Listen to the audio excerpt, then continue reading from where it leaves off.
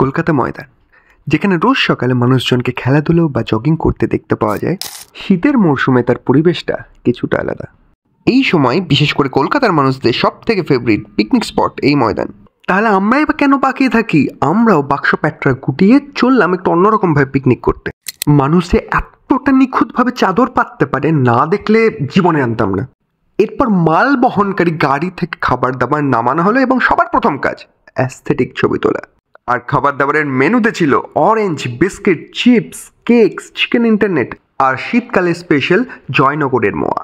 আর সবার প্রথমে আমাদের খিদে মেটালো এই মিও অ্যামোরের চিকেন ইন্টারনেট। তারপর ম্যালকিস্টের চকলেটি ক্র্যাকার বিস্কিট।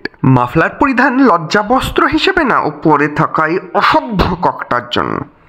এরপরে চিপস এবং কেকের পালা। আমাকে দিয়ে আমি খাবো। তারপর আমার মায়ের পাঠানো এই ছানার কেকটি, যেটা এই বাচ্চাটার খুবই ভালো লেগেছিল। এত মিষ্টতার মধ্যে স্বাদ বদলের জন্য এরপর ঝাল ঝাল ইন্ডিয়ান স্পাইসেসওয়ালা লেজ। পরবর্তী পর্যায়ে শীতকালে সব থেকে ফেভারিট ফল অরেঞ্জ। বাকি বিস্কুটগুলো খাওয়ার মন ছিল না, তাই মোয়া দিয়ে ময়ে ময়ে শুধু কি খেলেই হবে, তাই তারপর একটুখানি মস্তি করে বাচ্চাদের সাথে খেলাধুলো করে লিটল হার্টস খেয়ে টাটা বাই বাই। যারা এখনো ফলো করেনি প্লিজ ফলো করে দাও, এই চ্যানেলে মজা হবে।